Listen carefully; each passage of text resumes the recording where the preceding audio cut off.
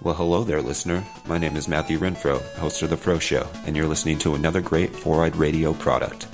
For more shows, check out foureyedradio.com.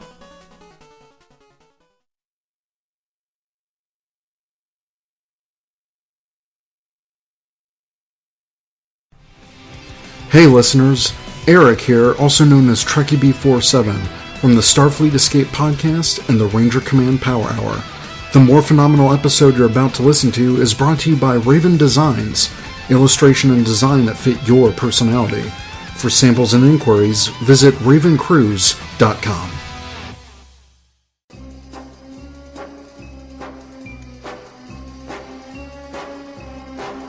Bond. James Bond. Shaken, not stirred. Utter one more syllable and I'll have you killed. I thought Christmas only comes once a year. For your eyes only, darling. I never joke about my word, 007. For England, James? Come in, Univex. James Bond here. Am I going to have a problem with you, Bond? Allow me to introduce myself. You're that secret agent! That English secret agent from England! No, you're cleverer than you look. Still better than looking cleverer than you are. My God, what's Bond doing? I think he's attempting re-entry, sir. 007 reporting for duty. Hello, the name's Berkeley, Ziggy Berkeley, from Cinema on the Rocks. And with me is Eric Dewey from Socially Awkward Studios. And you are listening to Her Majesty's Secret Podcast, only on the Four-Eyed Radio Network. That's right, this is the show where we talk about bondage, James Bondage. And today, we're going to wrap up our look at the Ian Fleming James Bond novels. We have discussed all of them in turn, and now we're going to rate them from bottom to top. And you can see whether or not you question our judgment, and whether I question Eric's, and whether he questions mine. I have a feeling we're going to be somewhat close on these, to be honest with you. Just based on the conversations we've had as we've discussed the film, or the movies. No. The books, which we are discussing today. Wow. Yes. It has been a long week. We'll also discuss how they're different from the movies, but... Yes. But yeah, I have a feeling that we're going to be... I don't know, honestly, if we're going to be dead on the same on any of them, but I have a feeling, like, I noticed a trend as I was doing my list, and I don't know if you noticed the same sort of trend as you were doing yours, but I definitely noticed a trend as my list was being... as I started to rank my list, and so I'm curious to see if your list ended up similar in theme. I think my prediction, and as our regular listeners know, Eric and I have never seen each other's lists. We don't even live anywhere near each other. So we're revealing our list to each other as we're revealing them to you, the audience. My prediction is that we will dead set agree on one of them. And I know exactly which spot I'm predicting. It's the bottom. And all right. I think we'll be kind of close on the bottom few, and I think we'll question each other's judgment at the top. At least you'll question mine. Okay. That's my guess. All right. Fair enough. So I believe you had an announcement, though, before we get going into the actual meat of this particular episode, do you not?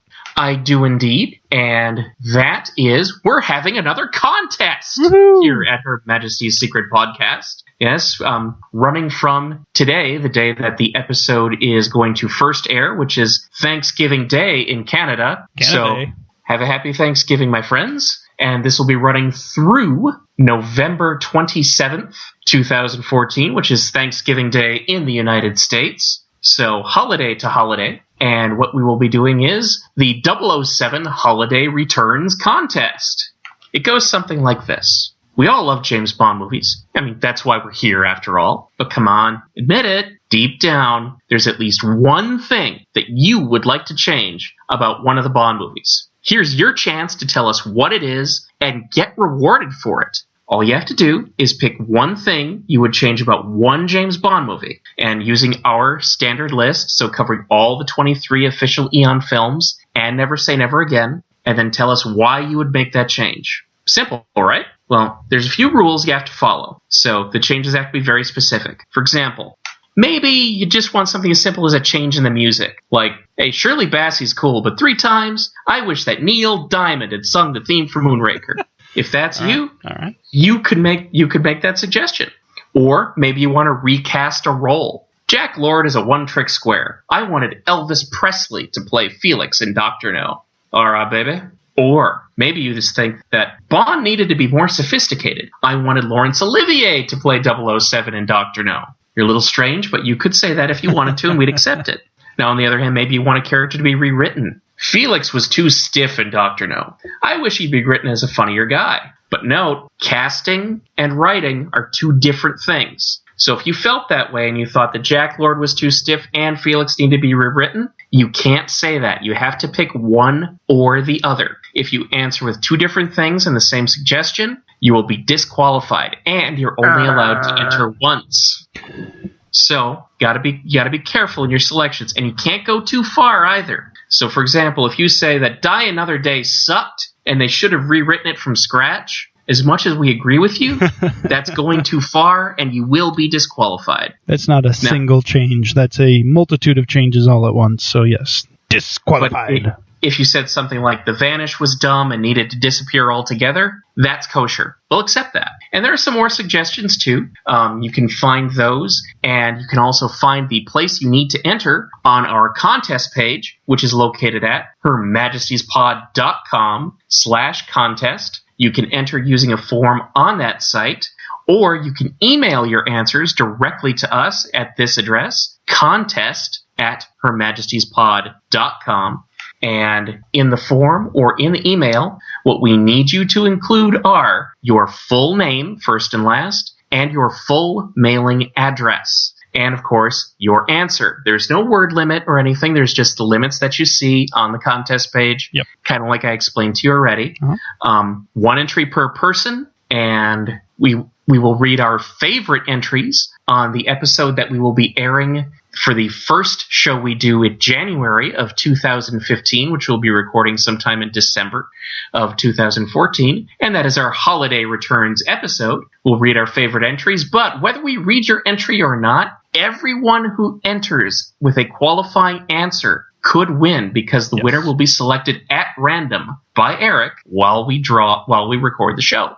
I will fire up a randomizer, input all the names and entries into the randomizer, and draw one out, and that person will win, regardless of whether or not we choose it specifically as one of our favorites or not.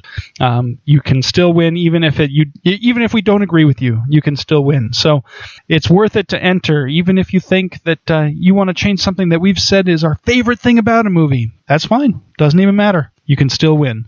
So definitely get those. Even if you say that Xenia Onatopp needed to be written out of GoldenEye, you could still win. But I will question your judgment. I will do. I do reserve the right to question judgment on entries, but I will not disqualify entries as long as they follow the rules, regardless of how much I may disagree with them. And if you put in a qualifying entry between Canadian Thanksgiving of 2014 and American Thanksgiving of 2014, you could win a Her Majesty's Secret Podcast 007 prize package, which includes the 50 Years of James Bond 2-CD soundtrack collection. Nice. A deck of James Bond 50th anniversary playing cards. You could play Baccarat with that. A Hot Wheels edition of the Goldfinger Aston Martin DB5. And other surprises that we're not telling you about. All of this stuff, by the way, is brand new in package. So this is mint. This is new stuff. And it could be yours. I just want to say in advance, if the Hot Wheels Aston Martin somehow doesn't make it into the box, I have no idea what happened. None whatsoever. I'm just kidding. As much as I want that little toy, I'm going to give it up for our winner. So enjoy that, knowing that you're taking that toy directly away from me. And won't that be fun? I think it would be fun. I think it'd be great. But, so, by all means, visit hermajestiespod.com/contest, and you can once again look at the rules. You can see what you've got to do. Fill out the entry form right there. Or if you want to think about it and mail us later, you can mail contest@hermajestiespod.com. And as long as we get your entry by Thanksgiving Day in the United States, 2014, you could win. Absolutely. Just one quick note, as Ziggy said, you do need to include your full name and mailing address in your entry. That's for us to get you the prizes, of course, if you win. We, of course, are not going to read that information on the show. If we do select your entry to be read, whether it wins or not, we are only going to say your first name and maybe the city from which you are located, but we're not going to be broadcasting that information out over the world. That's just for us to get you your prizes. Nothing else. We're not selling it to anybody else. We're not putting it in any databases or anything like that. Just so you can get your prize. That's right. We believe in privacy, and we mean that. So feel free to enter a contest and be confident about it. Absolutely, yes. And if you have any questions, if any part of the rules are confusing to you, if you want to make sure that your entry is going to fit the rules and qualify, don't hesitate to email us at thecontest@hermajestiespod.com and ask if your question, when you submit a response, I'm going to take a look at it, of course, and if there's anything that's obviously wrong with it, I'll probably shoot you an email back and be like, hey, just, it's so close, but hey, can you just you fix this to fit within the rules? Because I want everybody to have a good chance at this. I don't want to disqualify people, but to be fair, we do have to disqualify you if you can't follow the rules, but I'm more than willing to give you a chance on it. So don't forget to include an email address that I can get you back at in case I need to ask any questions or clarification on your entry to make sure that you get entered. Indeed. So that is our 007 Holiday Returns contest. So you've got a few weeks to enter. We're really looking forward to your entries and seeing what you come up with. Now, one other thing, of course, we're all looking forward to seeing, though this is a little further in the future, specifically 1 year and 1 month, is the movie that is still being referred to secretly as Bond 24. Right. And there have been a couple of new rumors coming about recently. We just wanted to drop on you. Of course, the one that's been going around for a little while is Léa Seydoux being suggested as the new Bond girl. Mm-hmm. She recently starred in Blue is the Warmest Color. You also saw her in Mission Impossible Ghost Protocol, which I think Eric has a particular fondness for. I did enjoy that film. I wouldn't necessarily say a particular fondness, but I liked it better than the one that came before it. I can say that much. It was a fun movie, but the first one was still the best of those ones. But yes, she's a fine-looking woman and a decent actress, so I'm more than happy if she ends up being a Bond girl. I will be okay with it. I won't question their judgment.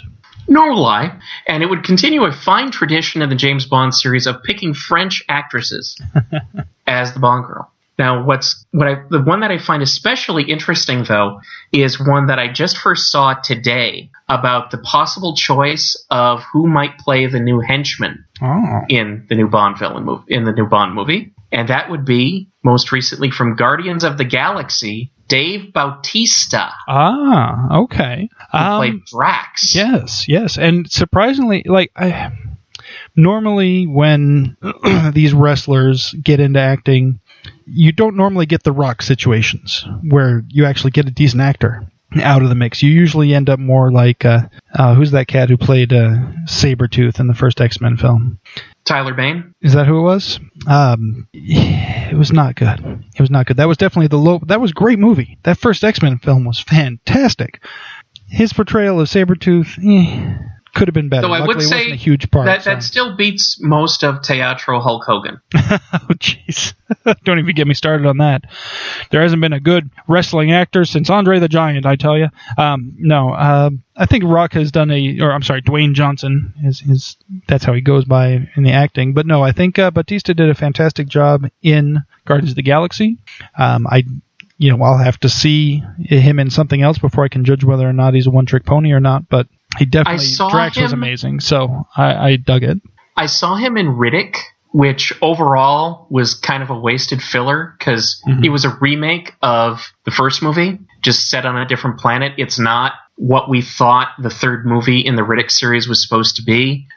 It seemed kind of like the movie that Vin Diesel would be able to make before he ran out of being able to make any of them, so he just went and made it.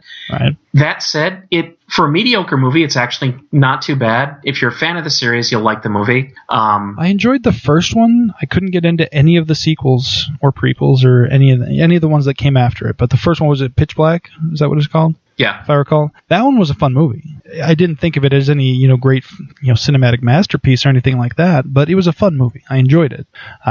Could never get into any of the sequels, though. I really enjoyed Pitch Black. I thought it was actually one of my favorite movies of that year, which was 2000. I thoroughly enjoyed it. I thought it was a very effective horror flick. I was excited when a sequel came out. Very different, featuring Judi Dench, of course. Not really as up to snuff as I wanted it to be, but still interesting. Third one basically throws that movie away. I think the highlight of the third movie is Katie Sackhoff, and the reason that it got brought up here at all is you will also see Dave Bautista in that movie, and he's playing basically a heavy type, so the kind of thing you'd expect from a henchman, and he's as effective as the movie allows him to be, but you will definitely notice a difference in terms of him growing between Riddick and Guardians of the Galaxy. And that's something I like, because in Riddick, he's a wrestling tough who has some screen presence. Whereas in Guardians of the Galaxy, you can tell, and he even said this, as soon as he got cast in the role, first thing he did was found an acting coach and said, I need lessons. And you can tell that they took. So you can see that he's growing as an actor. This is something he's serious about. So I am excited to see what he can do with a henchman's role in a Bond film if these rumors do indeed pan out. Okay. Now, one thing that struck me about the rumors, specifically about Léa Seydoux, did you see who she's rumored to be playing? The character? I did not. They're saying that she's rumored to be playing Miranda Frost. Interesting. You're like, what? That's the rumor here. But the only irreplaceable thing about Die Another Day is Rosamund Pike. She's already been a Gone Girl this year. She doesn't need to be gone again. Yeah, that's the rumor right now, is that, it's saying here, it's looking at one of these stories. This is from VanityFair.com, to credit where it's due. It says Bautista will join Daniel Craig, Ben Whisshaw's Q, Naomi Harris's Moneypenny, Ralph Fiennes' M, and rumored new Bond girl / villain Léa Seydoux in Bond 24. Seydoux is rumored to be playing Miranda Frost, a duplicitous, I can't talk today, femme fatale role. Obviously, because you said he was David Craig. Daniel Craig. Me and Danny go way back. He's cool when I call him Dave. I'm like, hey, Dave, what's up? He's cool. It's like a pet name. No, can't talk today. But yeah, they're saying that she's rumored to be playing Miranda Frost, previously portrayed by Gone Girl's Rosamund Pike in Die Another Day. So it'd be interesting. Like, why would they? It scares me that they're pulling characters from that movie, of any previous characters, to bring back for any reason, even if it's going to be completely different. To even remind people that movie exists is probably a bad call. But she's also the only character of that particular sort where you had a traitor from within the organization. So I can understand it. And as much as I would miss Rosamund Pike, because, Rosamund Pike, I'd be okay with that. She's the, as has been noted about a zillion times, she's the one thing I would save from Die Another Day if the whole thing was on fire. All right. Fair enough. It strikes me, it's one of those things that I'd almost think that they'd want to just put that movie in a box somewhere and pretend it wasn't part of it. Or maybe they're going the other route. They're going to pull this character up and be like, see, this is how this character should be done. And this is how this story should be done. And we'll see what we get. And we've already seen that Mendes and company are willing to mix it up. We've pulled from You Only Live Twice quite liberally for Skyfall. We've yanked out some Goldfinger. So I think there's potential for it to be done right, and I'm looking forward to it. And one more thing, that if you would like to amuse yourself, I will let you surprise yourself by looking it up. But if you members of the audience would like a good laugh, go on to YouTube, something I discovered yesterday, and look up Anne Hathaway and Daniel Craig. What you will end up with is a clip of Anne Hathaway on, I believe it's Chelsea Lately, where she describes her first ever meeting with Daniel Craig. It is hilarious. It'll take only 2 minutes of your time, and it is absolutely not safe for work, which should tell you how hilarious it is. Awesome. I'm going to have to check that out, because I'm a fan of Anne's. I enjoy looking at her quite a bit. So, but that covers the rumor and the YouTube report for now. Now let's go on to what this episode is really supposed to be about, and that is the novels of Ian Fleming. Yes. So we've got 14 to choose from. I got them all, right? Just making sure my list is complete. There are 14 total, because we are counting the 2 short story anthologies as individual books. Yep, we decided to throw those in as a ringer. So for the audience members playing at home, we do have 14 choices, spanning all of Ian Fleming's writings of James Bond 007. So not all of Ian Fleming's writings, period, not all the Bond novels, period, but just Ian Fleming's James Bond novels and his 2 short story collections. Right. So we're going to be going as we usually do, snaking from bottom to top. So 14 to 1. And again, Eric and I have never shared our lists with each other, so this will be quite new to us. Yes. So this should be interesting. Do you want to fire off number 14 first and see if your prediction of us having the same thing at the bottom of the stack is indeed accurate? All right. So starting at number 14, I will be absolutely shocked if Eric disagrees with me at all about this one. Okay. And that would be Mr. Fleming's quest to discover his inner woman by writing as a woman, and that would be the experiment of The Spy Who Loved Me, a book that was so terrible that even Fleming himself, when he sold the rights to his novels to Don Jock and Eon, said, "You can use the title and nothing else." I can say with 100% certainty that I do not question your judgment in any way, shape, or form. And in fact, when I was creating my lists, there were only 2 spots on the list that immediately jumped out without any thought whatsoever. My number 1 and my number 14. And number 14, of course, I completely agree 100%. The Spy Who Loved Me was awful. It was hard to read. It was painful to read. It wasn't a good story. It wasn't written well. His experiment of trying to write as a woman in an author who has already proven time and time again that he's not the best at even writing women, to try and write from that perspective made it even more abysmal. And so all we can say about this one is, as we said when we reviewed it directly, this is one that we're only going to even recommend you read if you absolutely have to read them all. Yeah, and even if you're going to do that, read it last. Yes. Don't let it taint your... Do not read it in chronological order. Yeah, do not allow this one to taint your feelings of any of the previous ones, because even the worst of the rest is way better than this one. This one could easily fall number 25 on my list of 14. That's how bad it was. It's definitely not one, again, only the completists or purists out there really need to read this one. That's the sacrifice we have made for you. That we have read this in some cases, for some of us multiple times, I believe. Yep, I've read it twice. Yeah, I don't recommend that. Yeah, and again, don't read them in order, because if you read this in order, this actually breaks up the Blofeld trilogy. Mm-hmm. This happens chronologically between Thunderball and On Her Majesty's Secret Service. And yeah, that's how I read them originally. I read them chronologically. So I read this while I was on a very long bus trip, because I was originally supposed to be taking a long-distance train trip, but the union was on strike, so I had to take a bus. So I read this on a very bumpy bus ride and did not make the trip any more fun, and it was no more fun when I read it this second time. So the sacrifices I make. That said, this is not the worst book that I actually allowed myself to finish. I have read worse, but that should just tell you that I have read some really horrible shit.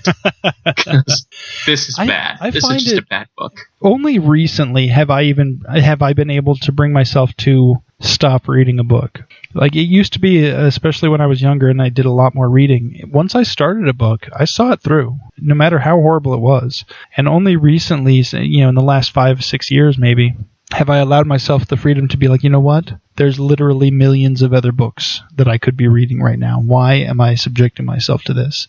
And actually been able to put a book down that didn't grab me. I have struggled through books that couldn't get me past, they couldn't grab my attention past the first 3 paragraphs, and taken me months to read all the way through just because I couldn't take more than a few pages at a time. And now, if it's like that, if it doesn't grab me right away, I'm on to the next one. There's just too many books out there that haven't been read. I don't recommend living like I've lived. It took me a very long time to be able to do the same thing. And I have read thousands upon thousands of books, and I am not exaggerating. My mom was a librarian when I grew up. So I learned a love of reading very quickly, and I read a lot.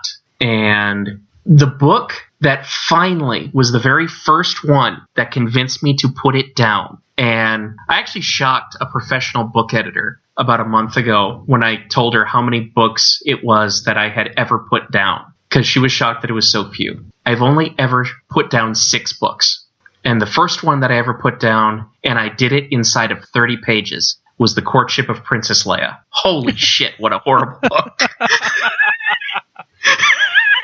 You know what? I read that one, and that was during the time when I wouldn't put a book down. That was also during a time when I was working a job where I was literally working overnight. I worked the 9 p.m. to 7 a.m. shift, and I was only required to do about 45 minutes of actual work during that time. It was as a computer operator for a healthcare company. I was tech support. They called me computer operator. That was my position. I was there overnight. I was by myself, and my job was to sit there in case the phone magically rang. And if the phone rang, all I could do was take a message to pass along to the techs that came in the morning. The phone never rang because the people on the floor knew that they were just going to get me, so they didn't bother calling. And then around 11:30, I had to walk out into the server room, change all the tapes for the backups. Around 12:30, I had to make sure all the backups ran, rerun any that looked like they had an error. And then about 1:30, I ran a bunch of reports. And that was it. The rest of the time, I was just sitting there. And I was going through a good 6-7 books a week, just sitting there reading. And at one point in early 2000, I would say, there was a brief time period when I could say that I had read every single Star Wars novel that had been written up to that moment. There's no way I could keep up with them now. There's been so many more. I mean, they keep churning out 30, 40 a year, it looks like. But at that moment in time, I had read every single one. It's one of my few claims to fame. I salute you, sir, especially for having made it through that. That was just awful. Yeah, it wasn't good. There were a lot of stinkers amongst the ones. It seemed for a company that seems so strict about its licensing, it seemed like they'd let anybody write a novel. And it's because Lucasfilm said, "Yeah, do what you want with the characters, but know that none of this is canon. None of this matters at all. There's only one novel that's actually canon." And yet, even at that point, all of this extended universe may not be considered official canon in the films, even though the films have stolen from it. Mm-hmm. Oh, yeah, absolutely. For example, George Lucas never called the planet Coruscant. Timothy Zahn made that up. However, all of these extended universe books amongst themselves are consistent. Yes. Absolutely. They all kept canon with each other, which was brilliant. I noticed the same thing with the Star Trek novels, which I read quite a few of as well. I could never say that I was. If that's the case, that's got to be recent, because I remember reading those a lot, and they never agreed with each other. Okay. Let me clarify. They usually did within their own series, like all the next gen ones. Kept together.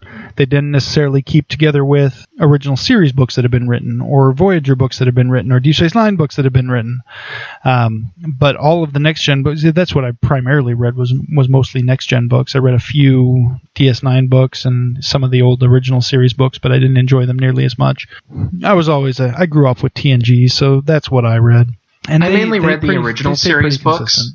And there were a few authors that kept in line with each other, but for the most part, they were just all over the map when I was reading them. Yeah. But I stopped with those basically I think after the 40th one, which was about when the Next Gen books started coming out. Oh, okay. And I didn't get very far into those at all. I really enjoyed those, but again, I grew up with Next Gen. That was my jam, So I just I kept up with those for a while. There was never a point when I could say I had read them all. Those ones just, between all the different series and all the different authors and everything, those churned out even faster than the Star Wars ones, and there was no point in history that I could say that I had read them all. Fair enough. But basically what we're saying is there's hundreds of thousands, possibly millions of books out there better than The Spy Who Loved Me. Absolutely. And just one more question I want to ask before we move on to our next book. Yes. Are there any books that you've made it all the way through that you want to warn our reading audience against? Man, there probably are, except none of them that stuck out in my mind so much that I remember the titles. Most of the stinkers I just kind of forget pretty quickly. It's kind of like I put it down and like, well, that sucked. Okay. And moved on. I will warn you all against two of them. I forget the author on the first one, and I'm glad. And that is a novel called Parasites Like Us. It is pretentious coffeehouse reading at its finest. Basically, it's a post-apocalypse story and about a virus that gets released after some people dig up some old human remains. And it's, oh my God, it's just painful. It's crap. I read it when I had the flu, and it made me feel worse. Like, I think sicker from this book. The fact that I had the flu actually is what kept me reading instead of putting it down. Oh. It was terrible. And then the other one, so I'll stay away. The other one is considered, in literary circles, it's got one of two places. Either people who agree with me or people who think it is one of the greatest books ever written. And how dare a pleb say that it is awful. That is Gravity's Rainbow by Thomas Pynchon. Oh my God, what a doorstop. It makes no sense. It's just some deluded person's fever dream about masturbating all over the page and sometimes having that be literal. And it's just... That's one that I always see pop up on lists of books you have to read before you die. And I've always just kind of... I never pay any attention to those lists. Usually the only... You want it, I'll mail it to you. After you just told me how horrible it is, I think I'll pass. But it's one of those ones that I see it often on those lists, but then I also see it on the other side of those lists. Top 100 books you never want to read, or literary masterpieces that stink, or something like that. So yeah, I've never read it, and I've never had the desire to, because everything, the people I trust have all said that it stinks, and only the hoity-toity internet people. Oh, well, I've read all these books and this is a great book. Well, I don't know you. You don't know me. The people I do know have said don't. So I'm not. I got it as a gift, so I felt compelled to read all the way through. Oh God. It's a doorstop. So if you're looking for a book worse than The Spy Who Loved Me, Gravity's Rainbow tops that list. All right. But as far as the bomb books go, Eric and I both agree The Spy Who Loved Me is the winner of the toilet bowl. Yes. But that brings us on, after a very long diversion, to number 13 on our list. Eric, what did you choose? For me, number 13 and number 12 are kind of a combo package. Like I said, when we decided to add these into the list, I kind of knew where they were going to fall, because as a whole, they were bright spots here and there, but as a whole, I felt that they were lacking compared to the full novels. So my number 13 is going to be Octopussy and the Living Daylights, the short story collection of those two, which we read. That was the one that we actually read, the one that had Octopussy, the Living Daylights, and The Property of a Lady. We did not read the 007 in New York, although the only review that we've heard of it from anybody who has read it said it wasn't worth bothering with. So that's my choice for number 13. Fair enough. I think you will question my judgment in that is not my choice for number 13. Okay. However, I don't question yours. I completely understand it. However, very, very, not not exactly, but very close to my experience with The Spy Who Loved Me, is the experience I have with the other book that we discussed in that very same episode. My number 13, a book that may or may not have actually been fully written by Ian Fleming, because there is the long-standing rumor that he only had the sketch made out, or that he was partly finished and that someone else had to finish it for him, or that someone ghost wrote as much as half of it. However, the reality is, the fact of the matter is, for me, The Man with the Golden Gun sucks as a book. I don't like it. And so I put that as my number 13 on our list of Ian Fleming novels. I'm not going to question your judgment too violently. We'll be bringing up The Man with the Golden Gun again in the very near future. All right, then we'll save the discussion until you bring up yours. So I can't imagine what your number 12 is. I know. It's so amazing that it happens to go right along with my number 13. And this one was only made it to number 12 over number 13 by a tiny, tiny margin. And honestly, I think that was simply because I think a couple of these stories were a little bit better, a little bit more fun than in the other book.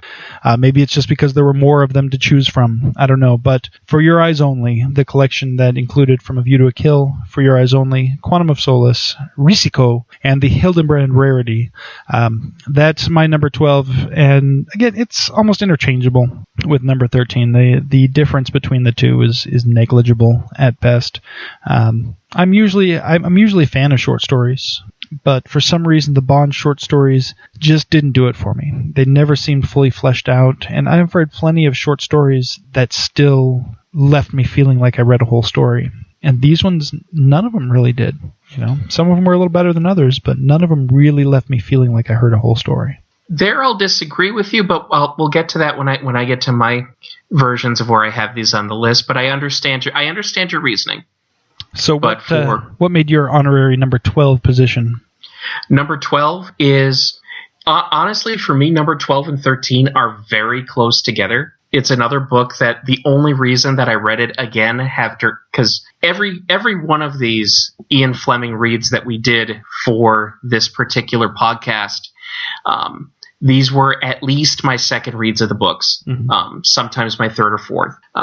But the only reason I ever read this book again was for the podcast, because it left a horrible taste in my mouth the first time I read it, and it still leaves one there now. If it weren't for just the blatant awfulness of The Spy Who Loved Me and some of the just unfinished and just awful pistols quality of The Man with the Golden Gun, this book would easily make the bottom of most lists that I can think of. And that for me is Goldfinger, a book which is much, much improved as a film, because as a book, it's not steady of pace. The story is the main plot is so bad that the movie actually turned around and made fun of it. Yep. And it contains two of the most offensive characterizations that Ian Fleming has come up with, and that's saying something. They're not the two most offensive, but, well, one of them is actually real close. Not quite, but real close. I'm thinking specifically of when, not just through Ian Fleming's omniscient voice, but speaking as James Bond, he decides that all Koreans are apes. Oh, that just, that was rough. That one was I understand it's the times and so on, and I can read like Mark Twain and talking about Nigger Jim and all that, no problem. It's just, there's some things that were offensive then and they're offensive now, and to me that's one of them. And I also do not buy into the gay conversion theory that he has. Find that rather offensive. Yep. But even my modern sensibilities being offended taken aside, it's also just not really a good read. I don't appreciate that a cat gets killed and eaten. I don't like the golf scene at all. The golf scene was awful. Oh my gosh. It just drug on and on. And I even admit to skimming through some of the golf scene and not reading every word of it, and it still felt like it drug on. And I'm like, I'm not even reading the whole thing. Oh my gosh. Yeah, I cannot fault your judgment at all. We're actually, with the exception of the skipping over of the short stories, we're right on pace pace right now with the general order of things.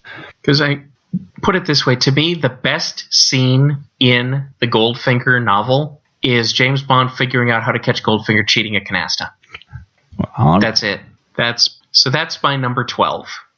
So moving on to my number 11, I'm now joining you back in your standard progression, and I have chosen Octopussy, or if you prefer, Octopussy in the Living Daylights, that short story collection. I agree with you that most of the stories seem unfinished, with the exception in this book. There is one story that I think carries the entire thing, and that's Living Daylights. If it weren't for the fact that Bond decides to spare the KGB sniper just because she's hot. If we skip that one element, that story is a really good story. Yes. And even that, when they lifted that bit to put in one of the movies, they changed it to where it wasn't just that she was hot. He could tell her inexperience with the weapon, and you could tell something was not right. It made him smarter and less of a lech in the movies than even in the story. So yeah, it's like, oh, you were so close, so close. Yeah, so that collection, basically on the strength of the Living Daylights and on the weakness of the 3 novels that I've already listed, that's what makes Octopussy and the Living Daylights my choice at number 11 on this list. Okay, it's fair enough. Again, we're still clumped pretty close together here. No big shocks or surprises yet. My number 11, one that we've just discussed a moment ago at your number 13 spot, is The Man with the Golden Gun.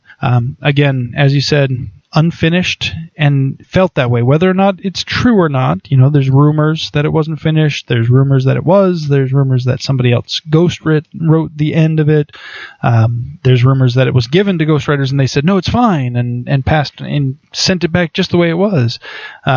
If that was the case, then I fault those ghostwriters as well for the failure, because they should have said something. They should have been like, no, this needs work.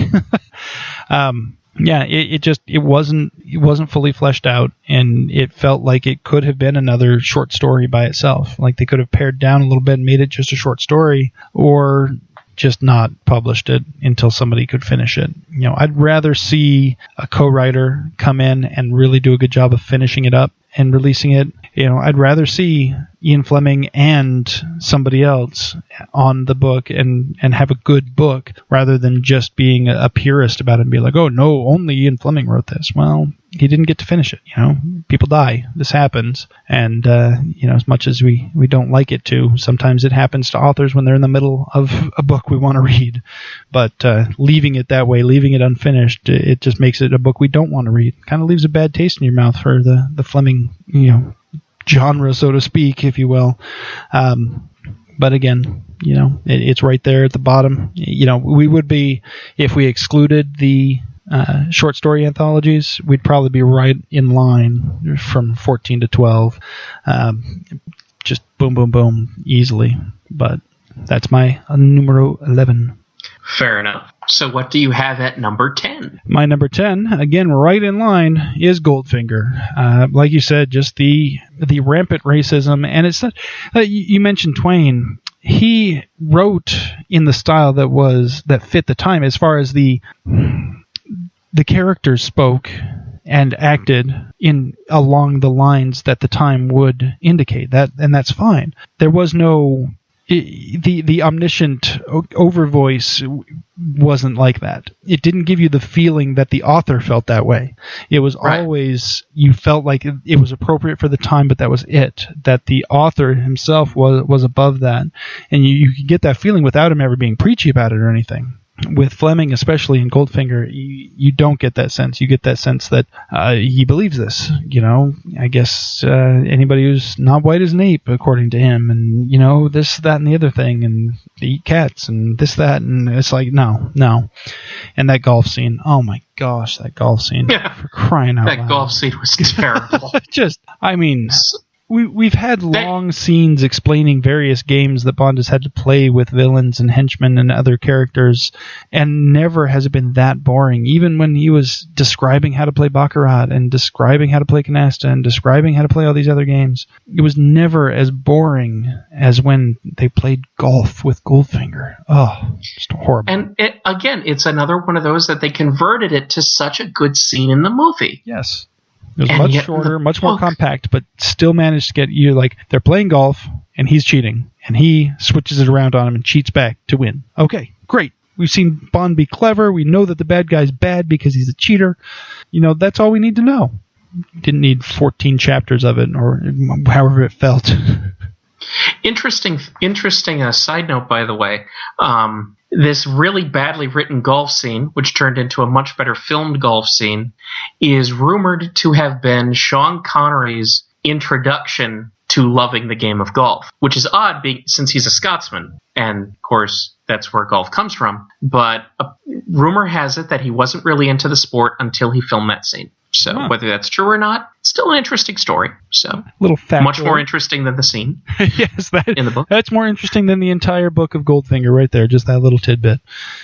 Yes, so that's my number 10. And so far, like I said, if you had taken out if we weren't doing the anthologies there, we'd be boom, boom, boom right in a row. So, speaking of, at number 10, you'll never guess what I have. What you got for us? Surprise me. Well, I can only surprise one person because it's for your eyes only. Ba-dum-bum. So you did also place it slightly above Octopus in the Living Daylights, but not too far above it. Not too far above, but it was also a very clear distinction for me. And that's because I found two very strong stories in it, in A View to a Kill and Risiko. And even though I found the accents in Risiko very annoying, I think he overplays them. It's still a very strong story. I liked them both. So here we have two strong stories above just one. And even Quantum of Solace, which I didn't particularly like, I still thought was well written for what it was. I know you disagree with me there, but I thought it was at least a fair attempt. Much better than, of course, what he did with The Spy Who Loved Me. Yes. I didn't think it Hildebrand Rarity was terrible. Written. I mean, I'll admit that, but so there was enough strength. Right. I didn't think it was poorly written so much that it was just not Bondy. It didn't have that Bondy-nicosity in any way, shape, or form, and that I didn't appreciate about it. But fair enough. So that is my number 10. All right. What rings up is number 9. What brings us into the single digits here for you? Well, what brings us into the single digits, it lasts forever, forever, forever, forever, forever. Oh, sorry, not looking at the movie poster. Yes, that would be Diamonds Are Forever, which was inspired by Ian Fleming's own research into diamond smuggling, which we may discuss at some point. But this novel, to me, basically it makes it this high up because it's not as bad as the ones below it, is what it amounts to. All right. Because I find it to be a very low mediocre book. I mean, it does what it's supposed to do, I guess. I think he really overplays these mob guys are dangerous. You don't understand. They're more dangerous than Smirsh. Everything. It's like, okay, Ian, if you actually believe this, that's fine. But, dude, you are selling way past the close. And I didn't like the characterizations of Wint and Kid. And I thought the story was very weak on the Bondy-nicosity. It was there, but not as strongly as it was in some of the books that will be coming ahead of this. I thought the character of Tiffany Case had potential that was wasted. It's okay. It's not a horrible book, but it is definitely a low mediocre book as far as I'm concerned. So that's why I have Diamonds Are Forever at number 9. All right. Fair enough, and I definitely can't fault your judgment on that because we'll be talking about Diamonds Are Forever again in just a little while. In fact, not very long at all, as a matter of fact. But for me, number 9, and this is where I started to think we might start having some bigger disagreements because when I was rating these, we did start getting. I mean, I really enjoyed. I mean, we talk so much about how bad these books are, but really do enjoy these books. I mean, they're Bond books. They're fun. They're entertaining, and even near the bottom of our list. I mean, with the exception of the really bad ones, they're good books. They're fun to read, and I definitely recommend reading them. I will say that for my own part, everything above the ones I've already mentioned, I would totally recommend to anybody. So there is you've hit my threshold point. There you go. Of meh and good. But I'm sorry, I didn't mean to interrupt. No, totally fine. I was just because I have a feeling we're going to start getting into territory that there may be judgment questioning, and I just want to kind of caveat that we're definitely into. For me, we're already into the good stuff now. We're into the stuff that I would recommend now, I think. Starting at number 9, and for me, topping the single digits, or bottoming the single digits, I should say, is one that I think I recall you saying you enjoyed quite a bit, so I'm wondering where it's going to fall on your list. I'm almost scared to say it, but this one is down there for me, and it's Thunderball. Am I getting only partially question your judgment. Okay. So I was scared that this was gonna be one of those like, oh my gosh, forget this. I was gonna hear a table flip and everything. I enjoyed that. Would be expensive. I'm not saying that I didn't. I mean, I really. But there were some things about it that just brought it down for me on the list. There's some things that we discussed. I did not really dig the character of Domino in the book. I didn't really dig her that much in the movie either, to be fair, but I really just didn't. She kind of left a bad taste in my mouth in the book a little bit. It's weird that this this one was one that we read a while ago. This is one that we talked about fairly distant time ago in comparison. And looking back on it, like the first thing I thought is that frickin' Domino. I just didn't dig her, and I think that's the number one thing that brought this book down on my list. Fair enough. I'll reserve my comments until I get up to it on my list, but okay. I don't fully question your judgment. The only thing that surprises me is that it was below some other ones, not that it was this low on its own. Okay. If that makes any sense. So I can't fault you for not enjoying it as much, but it surprises me that you enjoyed it less than some others. All right. And of course, for our audiences, for those who are playing along at home, and I know many of you have brought up this point to a strong degree. In fact, this is the single most commented aspect of the show that we've had so far, is about our treatment of Thunderball and its spawn. The novel of Thunderball, while written by Ian Fleming, is based on collective work by himself, by Kevin McClory, and by Jack Whittingham. So while the novel is Fleming's own work, it is based on screen treatments written by 3 different people, and with possible input from a 4th. We will actually be getting deeper into the discussion of how that all came about in an episode sometime in 2015. So for those of you who have been asking about it, we will discuss it sometime next year. Yeah, it's coming. But for right now, okay, it makes number 9 on Eric's list of books. So what do you have at number 8, sir? At number 8, it's the book that goes on forever. Oh, no. It's Diamonds Are Forever. Like you said, this one is... I had a little bit more fun with this one than Thunderball, but just barely. These ones could almost be interchangeable. It literally could have been a coin flip, and we could have been tied at number 9 for this one. But for me, I just remember it being a little bit more fun to read through than Thunderball, but not by a lot. I did enjoy it. I'm not saying that it was a horrible book. Again, like I said, we're already past the threshold for me that I would recommend these books. But it still had its issues. Like you said, there were definitely issues at play there. I'm not going to pretend that there wasn't. The minecart chase. Yay, fun.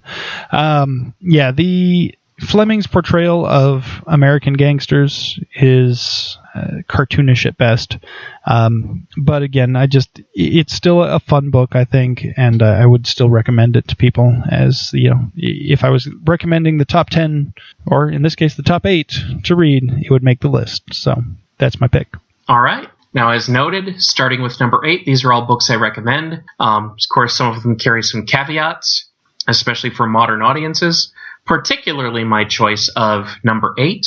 But, I like Negroes, and I like jazz. So, and those are, of course, quotes directly out of Live and Let Die, a novel which has inspired several different James Bond movies, including the one that shares its title. It is a fun read. Basically, you just have to get past the massive racism, and you have to get past the fact that while Ian Fleming obviously loves America, I mean, he does have a definite fondness for it. Much like if you ever had to watch shows, you ever watch TV shows about American history that were shown in an American elementary school, a lot of them are hosted by a Brit named Alistair Cook, who obviously loves the United States. And I imagine that Ian Fleming is kind of that way, only less affable.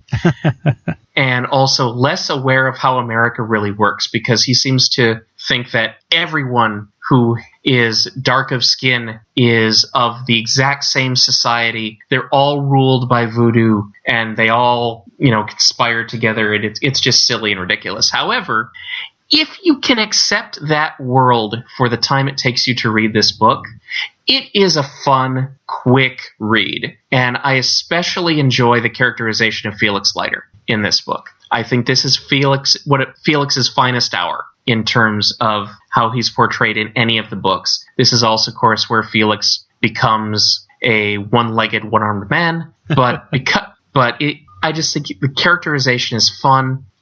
Solitaire is not nearly as interesting in the book as she is in the movie, but overall, it's a fun read. You just have to get past that one thing, and you're fine. Yeah. It's a big thing. Yes, it is. Which is, of course, why... go ahead. Yeah, and so that's why, in fact, it is at my number 8 instead of higher. All right. Well, it's only slightly higher on the list for me because my number 7 is, you guessed it, Live and Let Die. Same reasons. Like you said, it is a fun read. It is a quick read, so it's not going to take up a ton of your time. You're not going to be sitting there for a week with this one. It's quick read through. Yes, there is rampant racism. It's not quite as jarring, I think, as some of the other books that we've already discussed, but it's there, and it's definitely, in your face. Like, if you have ever been around anyone, then you will know that that's just not how it is.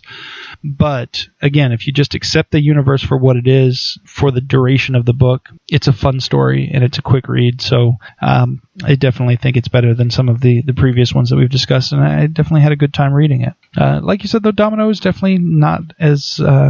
Solitaire? Solitaire, sorry. They name all these girls after games. Different games. It throws me off. Solitaire is definitely not as well-rounded a character in the book as she is in the movie. But on the bright side, when you're reading it, you can still imagine a very young Jane Seymour. So go for it. That's never a bad thing. Indeed, it is not. So that is Eric's number 007. Now, my number 007, and the only reason it is 007 instead of Live and Let Die is basically the heavy-handed racism of Live and Let Die. And not to say there's none present in the next book, because of course it's present in all of Fleming's books, but at number 7 I have Dr. No, an adventure that does not have an open-pit nuclear reactor. No open-pit nuclear reactor? Oh, forget this book. And instead has kind of a silly subplot involving the Autobahn Society and M making fun of environmentalists as a bunch of old ladies and so on, which is actually funny to read. I rather enjoyed M's characterizations, which seemed a little off-kilter in terms of the story, but they were fun. And it's just a solid middle-of-the-road Bond adventure. It just works. There's nothing in particular that stands out as awesome to me. Nothing in particular that stands out as horrible.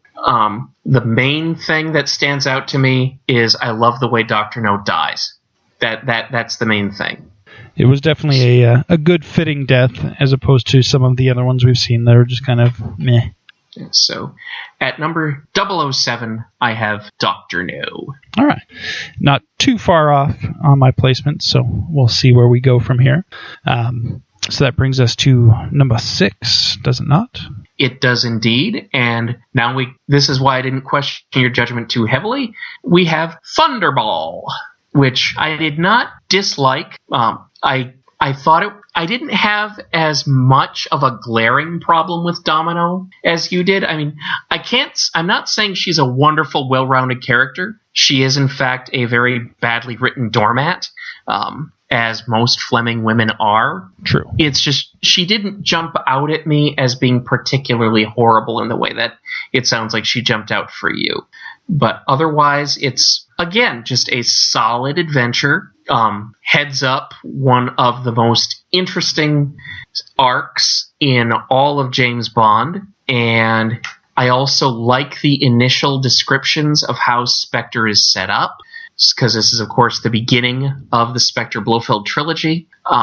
So that, and just not having as visceral a reaction to Domino as you did, that propels it higher than Dr. Doe for me, but just by a touch. So my number 6 is Thunderball. All right. Yeah, definitely not too far off, just a few places. But, of course, a few places in a list of only 14 can make a big difference. So, yeah, and you know what it is? It's weird because I don't remember while I was reading it thinking, I hate this Domino. But looking back and thinking about the book, that was the first thing that jumped out at me. That was the first thought that came to my head. Like, oh, yeah, that dang Domino. So I don't know what it is. Maybe it's just remembering after the fact. Like, maybe she just leaves a lingering, just a festering that comes back when you think about it later. Maybe it's not as bad when you're reading it. I don't know. Fair enough. So what jumps out at you at number 6? Now, number 6, for me, I'm not sure if you're going to question my judgment on this one being as low as it is, because I know for a lot of people that I've talked to, this is one that typically gets up a little higher on most people's lists. I've even had people tell me that this is their favorite or second favorite of the Bond books. But for me, it didn't jump up that high. I did enjoy it. It was a good book. Again, we're definitely into the good half of the, we're past the halfway point, so we're into the good half of the books here. So for me, number 6 is You Only Live Twice. I question your judgment, sir. Wow. See, I knew somewhere along the way there would be judgment questioning. I liked this book. I'm not going to lie. I did enjoy it. I think the books that we'll talk about coming up, I enjoyed more.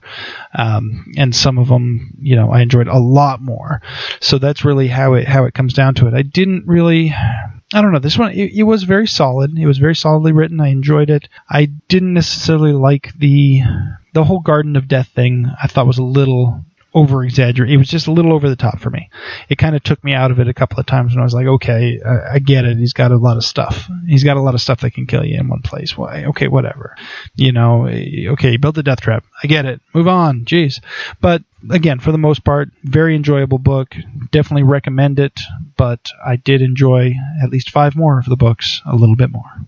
I will just stand at questioning your judgment until we discuss this again later. Okay. All right. So what do you have then at number 5? At number 5 was your number 7, Dr. No. This one I would put. This one could be a flip flop with You Only Live Twice for me. Honestly, this one was very, very close. Very, I enjoyed reading it. It was a fun read. Definitely a little bit different than the movie, but in some ways a little bit better. You didn't have an open pit nuclear reactor, for example. This is one of the few examples when we can really say that the movie did something completely ridiculous that the book didn't have. And yet it was a fun sort of ridiculous. You love the open pit nuclear reactor. Absolutely. Absolutely. Especially when you're introducing the characters, since this was then turned into the very first Bond movie. It definitely made sense to have something that over the top to introduce the character of James Bond, and without that, I don't think the series would have continued the way it did. So I'm thankful for the open pit nuclear reactor in the movie, but I'm also thankful that it didn't appear in the book. It was a little bit more sensible in the book. So that propelled it just a little bit higher. We got it just into that number 5 spot. That's my number 5 is Dr. No. All right. Now, I will also say we're hitting another line of demarcation for me, because anywhere from number 5 on are books I thoroughly, thoroughly enjoy. So I highly if you're just going to read 5, I highly, obviously, since these are my top 5. All right. That just made total sense. I can't believe I also said, duh. I apologize, audience. But no, these 5 I would actually consider to be excellent books. Okay. So at my number 5, and I'll be honest, if I'm going to rate these just on the amount of entertainment I get from reading them, it might even be higher still. But putting some layer of objectivity onto it, which I normally, of course, don't do, because I normally go for the straight favorites list, as you all know, but I tempered it a little bit here. And so for my number 5, because all of these are really close for me at this point, is Moonraker, which I just really had a lot of fun with. And even though the setup is ridiculous, like, oh, let's catch some guy cheating at cards, spend about half the book stopping him from cheating at cards, which will then lift, of course, in Goldfinger, and then we will just happen to run across him doing a really horrible thing that could possibly destroy all of London. Yeah, it's highly contrived. Of course. But it's contrived and ridiculous and jumps a massive shark in such a way that you don't care, because it's well-written fun. As boring as the golf scene was in Goldfinger, the scenes describing James Bond's card game are exciting. And we're talking contract bridge, okay? Bridge is the most boring thing on Earth. Well, not quite. They're worse, but it's close.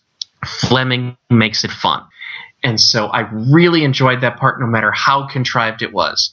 And even though James Bond bumbles his way through Drax's sinister plan, it is still a really good read. And again, it's just, I like this book, and I smile whenever I think about this book. In fact, it's one of those books where if I'm just thinking to myself after this point, I just want to read one of the old James Bond books for fun, this is probably one of the first I'll reach for, because I just enjoy it that much.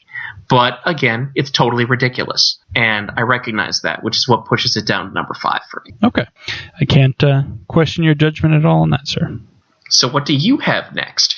My number 4, then, would bring me to a book that, unlike the one you just described, is completely contrived, completely ridiculous. Oh, wait, no. It's exactly like the book you just described, because it is the book you just described. It is, in fact, Moonraker.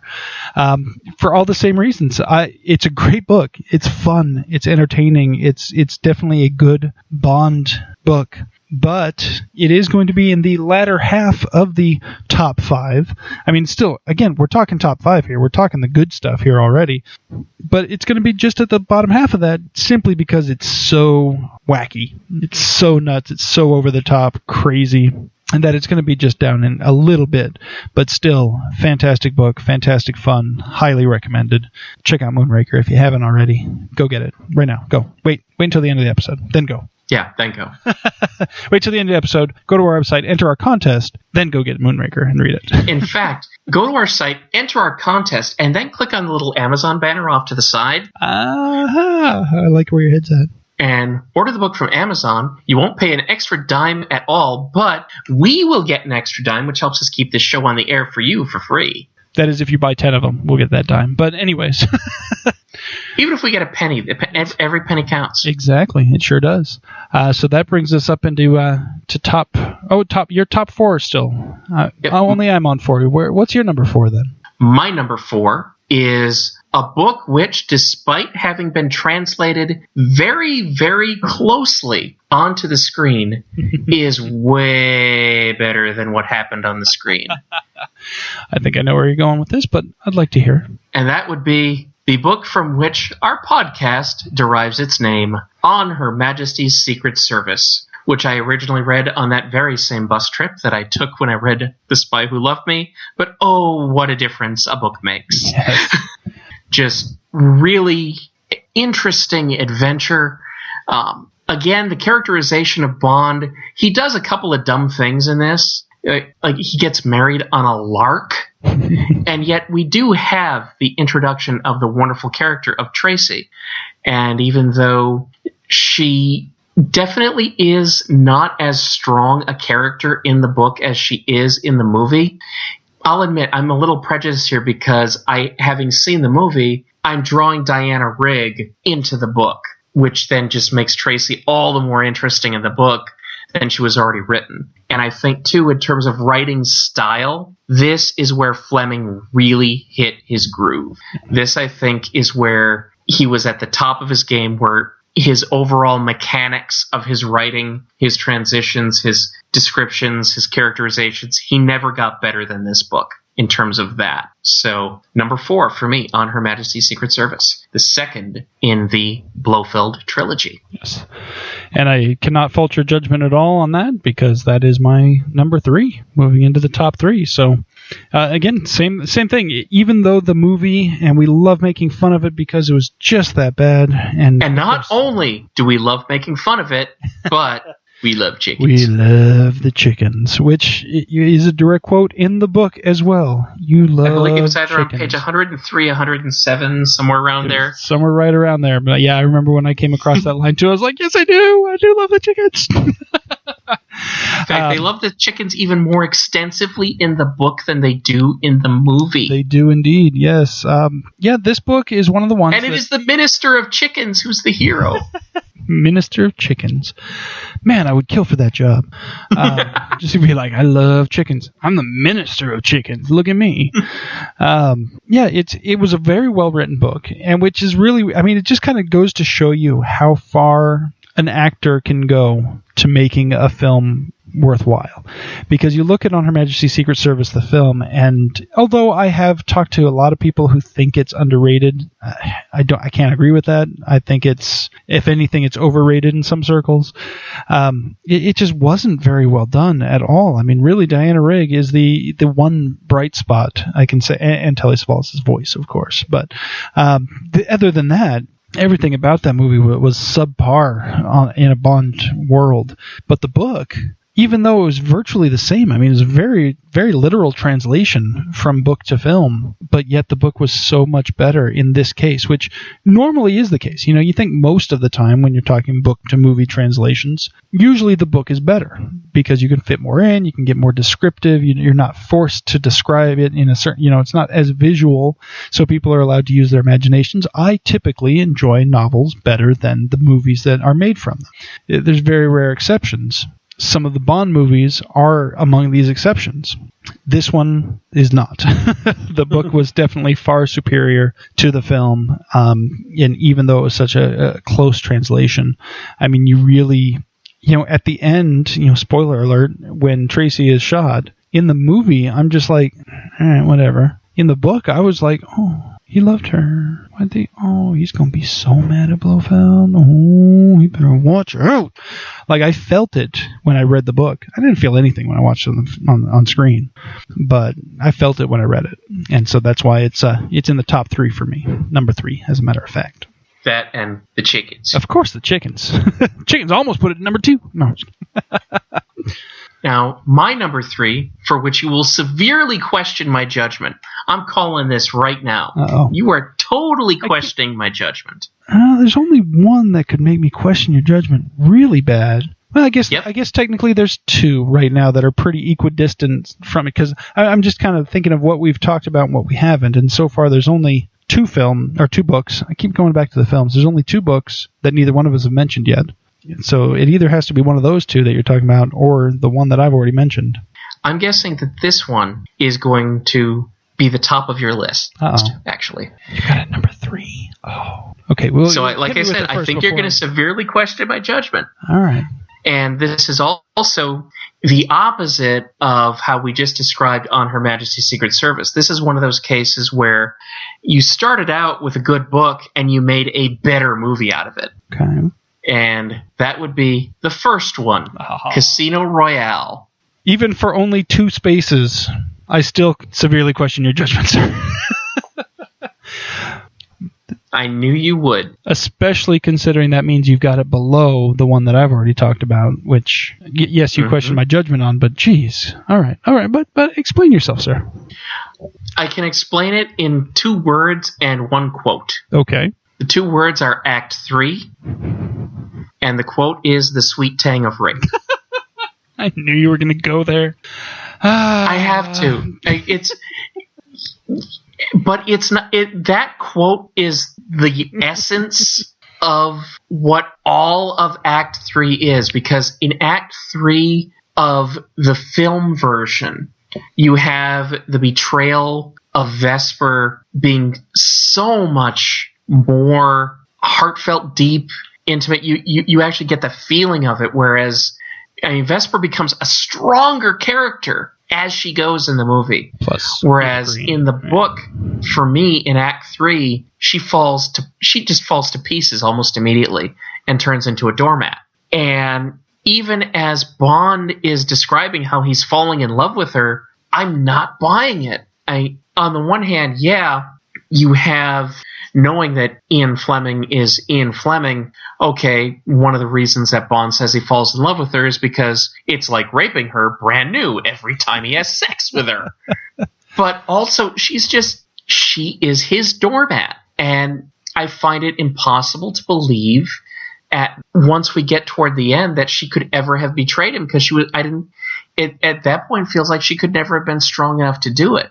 And yet the strength of everything that came before, plus the rally point of the last line of the book, which, spoiler alert, is the bitch is dead, that still makes it enough to be up at number 3 for me. So the question isn't how it got brought down so much, but how it stayed so far up, for my estimation. And I know you totally disagree with me.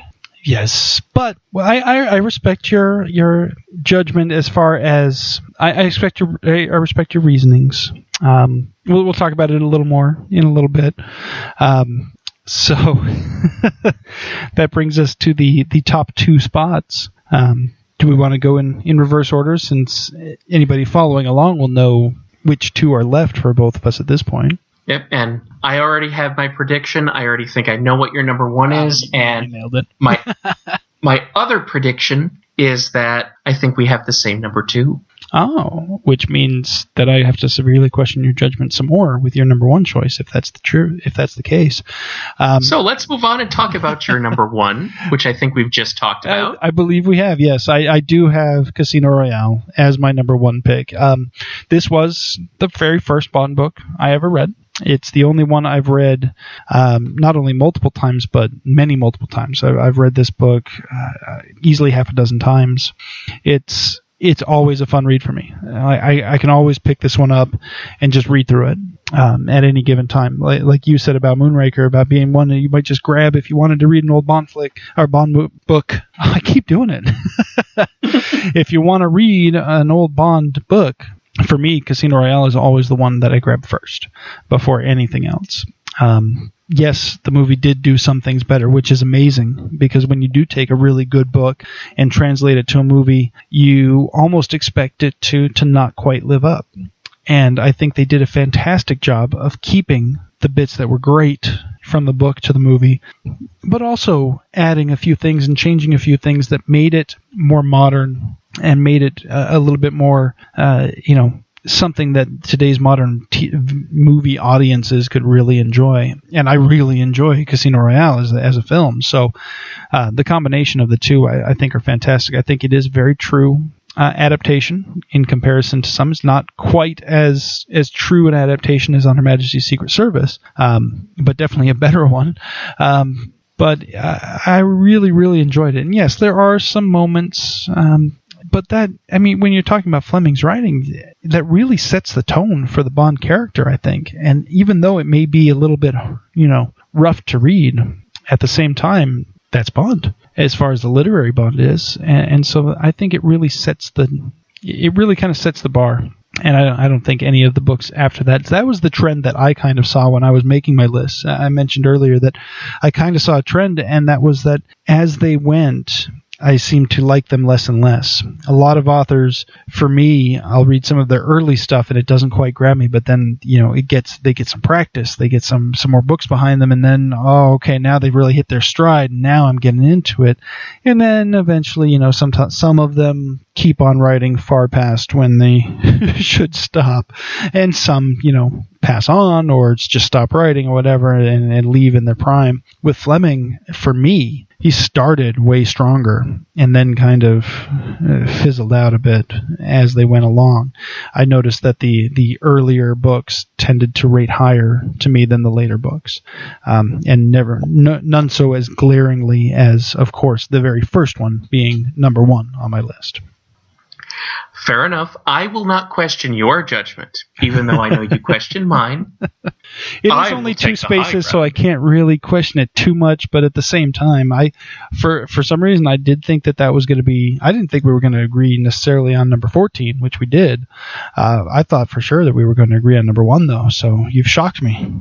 I try. Well, no, I don't go out and deliberately say, I'm going to shock Eric. On the other hand, I don't shy away from it either. So, but no, I just can't get past that third act. If it was just the first 2 acts, that'd be one thing. I mean, the torture scene is just phenomenal. I was so surprised that they were able to capture that on film without turning it into, Saw 15 or something, some torture porn type of thing. They actually managed to convey the darkness and the fear of it and the pain of it without being explicitly graphic. And that's what I was afraid. I was afraid of one of 2 things. They were either going to drop it completely, they were going to change it into something ridiculous like they did for Climax, or Card Sense Jimmy Bond. What were they doing? Pulling out toenails or something instead of like in the book he's getting his balls like beat bloody, and they're pulling out toenails. Like, come on now,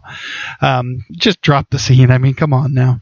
But that's what I was afraid they were going to do. It was that they were either going to drop the scene entirely, or it was going to be turned, or they were going to try to go to the extreme with it and make it just nasty and just vicious. And instead, they did tread the line. They really showed it how I kind of imagined it. Not that that's something I want to imagine, but, it really gets the point across that this is a bad man doing a bad thing to another human being. And all of his reasons for choosing that method of torture are conveyed in both the book and the film. And I thought it was very, very well done. The way they showed just enough to convey things without turning it into something unnecessarily graphic. And then there's also, as noted earlier, the polar opposite of the boring shit that was the golf scene when you're learning how to play Baccarat.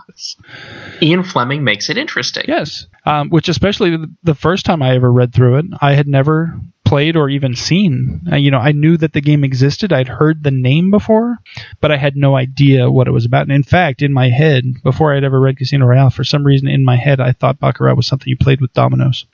I don't know why I thought that, but that's what I had maybe in in Thunderball.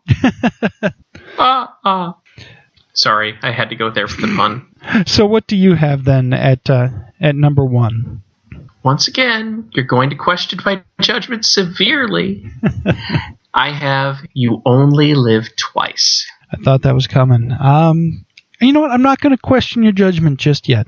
First, I want to hear your reasons. Maybe that book just struck you completely different than it did me.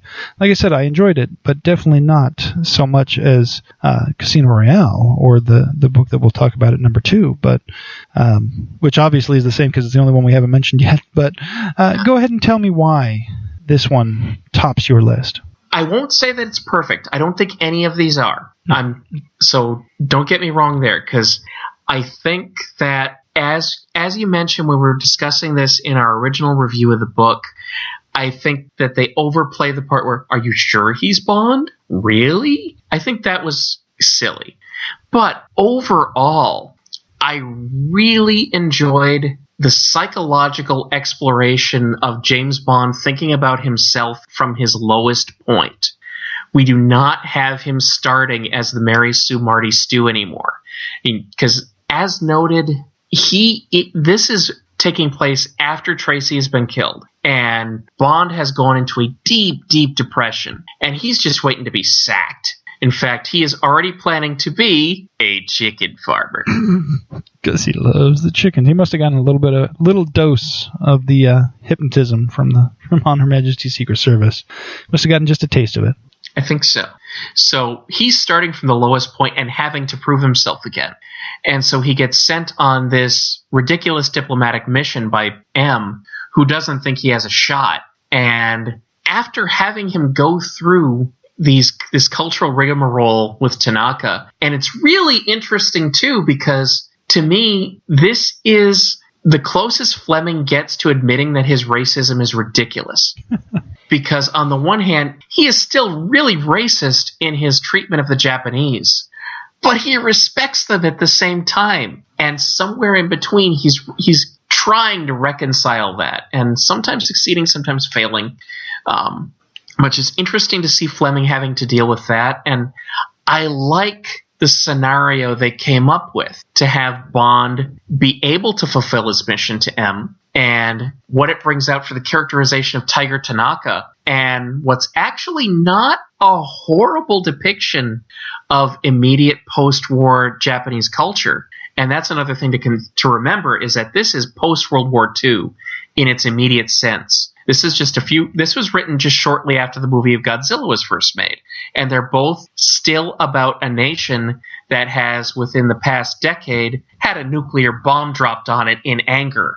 So that exploration to me is interesting, and I didn't find the Garden of Death to be cheesy at all. I thought that was the coolest villain lair ever. I still think it's the coolest villain lair ever. In fact, if you could put the Garden of Death somehow in Drax's space station, that would just be the ultimate. It would have to be the hydroponic Garden of Death, but all right. Fascinating literary villain fortress location. I think the interior of the volcano could have been handled better. In that, I kind of like the way the movie did that, but the Garden of Death I thought was really cool. And I also liked the idea of what if Bond forgot himself. So there's just so many interesting little things going on in this book that's why it's altogether my number one Ian Fleming James Bond novel. All right. Well, I can understand your reasoning. I will still say that while The Garden of Death was fun, I still think it was a little over the top for my taste.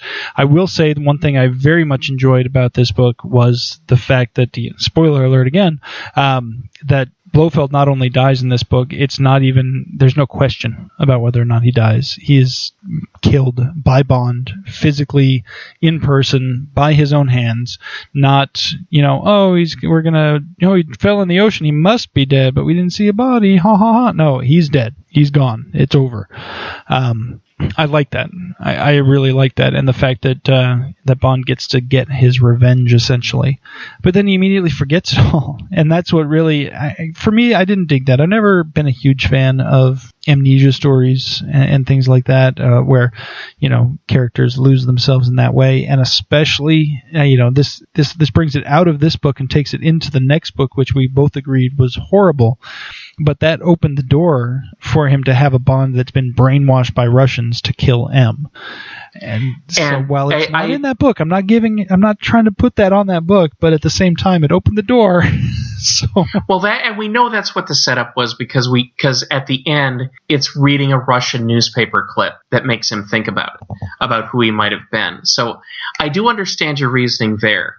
And that's one thing where if I could change one thing about this book, I would leave it without that little extra. But at the same time, while amnesia stories can be very tricky, I'm not often a fan of them. The reason it works for me here is because I also appreciate it, and I don't know whether this was conscious on Fleming's part or not, but a major difference between traditional Western and Eastern storytelling. In Western, as in American and European storytelling, the hero emerges victorious and he lives happily ever after. In traditional Eastern Japanese storytelling, the hero dies. This is a very nice compromise between the two that doesn't feel like a compromise. Bond gets his victory, but he is not allowed to savor it. And after having immersed ourselves in Japanese culture for so much of the book, I liked the Japanese ending. I can understand that. I can get on board with that. I don't know if it'll change my view of the book necessarily, but I can definitely give the ending a second chance based on that, which, in retrospect might raise it up a place or two, but definitely not from 6-1. I can tell you that right now. Fair enough. So that only leaves one book on the list that neither one of us has said, which obviously has to be both of our number twos. Who does Indeed. number two work for? Oh, no, that's not it. And what's interesting, too, is that this is the book that is really responsible for the James Bond phenomenon taking off in North America. Because, as mentioned when we discussed it in the first place, this book was the only work of fiction on a list of 10 intellectual works when a very famous intellectual American was asked what his 10 favorite books were, this was the only one that the average American would possibly consider reading, and people started reading it by the truckload. Yep. That American, of course, was John F. Kennedy. And so we're talking about From Russia with Love. Yes. Which was not only his favorite of the James Bond novels, it also turned out to be the last film he ever saw, 2 days before he was shot. At least he got to finish it, not like that Lincoln guy. True. But let's talk about the book. What were your impressions? I really Why is enjoyed it this at one. number 2? For me, this one was a very good, solid Bond story. You know, it had the spy action, both back and forth. You had the Russian spies and the British spies. You didn't just have one or the other. He didn't stumble into as much as he does in some books. You know, in some of the stories we have him literally, you know, he would never have known, you know, Moonraker, for example, he would never have known that Drax was planning to destroy London if he hadn't been sent in to catch him cheating at cards. It was just, and the girl is the one who figured it out. Yeah, it's just completely random, and Bond just happens to be there and gets to be the muscle to do it. This one felt like a more well-rounded spy story. Like, this one would be one of the ones that I could say stands alone as a good spy novel in addition to being a good Bond novel. And for me, that really, you know, puts it up there. Plus, you have the fun villains and the fun henchmen, as well as the whole thing with Smersh, and, you know, before, of course, you know, getting into the Spectre stuff. But it's just a good overall, fun, action-packed spy story, and I dig it. So for me, that's really what puts it there at number 2. It's just so well-rounded, especially in comparison to some of the other ones. I'll completely agree. It's a very well-rounded book. Honestly, the main thing that puts You Only Live Twice ahead of this for me is all of the stuff that's personal to James Bond in You Only Live Twice, whereas From Russia with Love is very much a balanced book. Bond doesn't even appear for the first third of it. It's told from the Soviet perspective. And this is a perspective which, unlike a woman's perspective, Ian Fleming can speak to as a former intelligence officer. Now, granted, he does also try to speak from the woman's perspective when he talks through Tatiana, but he's still doing it from the lens of Russian intelligence. Right. And we started off, instead of being through her voice, the first one we really see is that of Red Grant, who is a traitor from Britain who became a Soviet agent, and who then, of course, is going to become one of the most famous henchmen of all time, even though he really has a villain's place in this book. Yeah. So I like the multiple perspectives. I also like how he goes into the detail of how the intelligence operation works from both sides. We see the discussions from the Russian committee, and then we see the discussions on the British side. So the mechanics are there in a way that I'm sure Tom Clancy appreciated very much, and of course then wrote to death. So the only, and come to think of it, it didn't occur to me until just now, my top 2 books are the ones where James Bond dies. Yes, he does. That's one of the reasons that it went from possibly edging out Casino Royale as number 1 for me. I don't like my books to. I don't know. Maybe I'm just naive that way, but I've never really liked the bad endings to stuff. I'm a fan of the happy ending. I want to see my hero succeed and come back for another story, unless it's really going to be the end. And so I don't like it leaving on those cliffhangers where, like, oh, he's dead, end of book. I'm like, no. I will say stories, that but not in this one. That was my least favorite part of the book. I will say that overall I do prefer happy endings. Honestly, I do. And one of the things that does bother me about this one, it's not the fact that he appears to die at the end. It's that I know he was going to die for spite, that Ian Fleming, at the time he wrote this book, was trying to kill the character off and be done with him. This is at one of the points where he got so frustrated and fed up. But for me, the scene that actually sticks out as the one I liked the least is the one where Rosa Klebb actually leches out and tries to seduce Tatiana. Yeah, that one was just written so clownishly. That was rough. It was real rough. it's so ridiculous, over the top, clown worthy that I couldn't even be offended by it because it was just so ridiculous. And it, in a book that was otherwise so tight, it just felt so off. Yeah. Well, that was seemingly Fleming not only trying to write from a woman's perspective, but trying to write specifically from a lesbian's perspective, which he obviously had no clue about. And so it really came off as just cheesy and bad. And I kind of pushed that. Luckily, that scene doesn't take a whole big section out of the book. It's not a big, long thing that is key to the story, so it's easily forgotten when reading it. You can come across and go, what's happening here? Okay, well, we're past that now. Moving on. So it doesn't distract as much from the book as it could have. It's really the only good thing you can say about that bit, but I agree that was bad. Yeah, but overall, just, as you said, a great standalone spy novel. Just really solid, very good read. So, highly recommended. Understand why Kennedy loved it so much. Number 2, From Russia with Love. All right. So that completes our list of all 14 of the Bond Fleming novels, including the 2 short story compilations. Let us know if you agree, disagree, or indifferent to our choices, or if you have any specific questions about how we came to our choices. We definitely want to hear from you. We are available. We are online, of course, at hermajestiespod.com. You can leave a comment right on this episode, or you can email us. I'm Eric at hermajestiespod.com or Eric at 4eyeradio.com. Take your pick. I'm also on Twitter at Eric J. Dewey, and Ziggy, you're available online as well. Yep, I am on Twitter at CinemaOTR. You can also follow the show at Her Majesty's Pod. And you can email me directly at Ziggy at cinemaontherocks.com. And if you want to check out some movie reviews, web series reviews, and so on, hey, check out my whole site, cinemaontherocks.com. Oh, yeah. Lots of good stuff to check out there, including reviews of all the Bond movies except for one at this point, and I'm working on it. But the other thing, of course, we'd also like you to check out is our site, hermajestiespod.com/contest. Yes. So you can enter the 007 Holiday Returns contest. So by all means, get those entries coming. You have until the end of the day, Thanksgiving United States. So that will be the end of the day on Thursday, the 27th of November. So please get those entries in. We're looking very forward to hearing from you.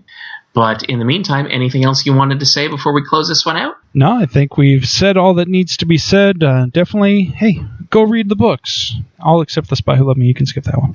Yeah, go ahead and skip that one. But at the very least, read the top 5 that both of us chose, because that's even the top 8. Really, the top 9, 10. I mean, it's really good stuff. Yeah. Like I said, honestly, I would probably recommend most people read really all of them except The Spy Who Loved Me. And maybe you could skip The Man with the Golden Gun, too. I'd be okay with that. And if you don't like short stories, skip those. But other than that, read the rest of them. They're good stuff. I would add Skip Goldfinger and put the bottom threshold at Diamonds Are Forever, but I understand. But hey, that's why we question each other's judgment sometimes. That's why we have 2 hosts. Right on the edge. Right on the edge. So, yeah, take it or leave it. No skin off my back. Yeah. But that will do it for this episode of Her Majesty's Secret Podcast on the 4-Eyed Radio Network. I'm Ziggy Berkeley. And I'm Eric Dewey. And we will catch you in 2 weeks with another brand new episode of Her Majesty's Secret Podcast, only on The Fern. This has been another great presentation by the 4-Eyed Radio Network. You can find more information at 4eyeradio.com.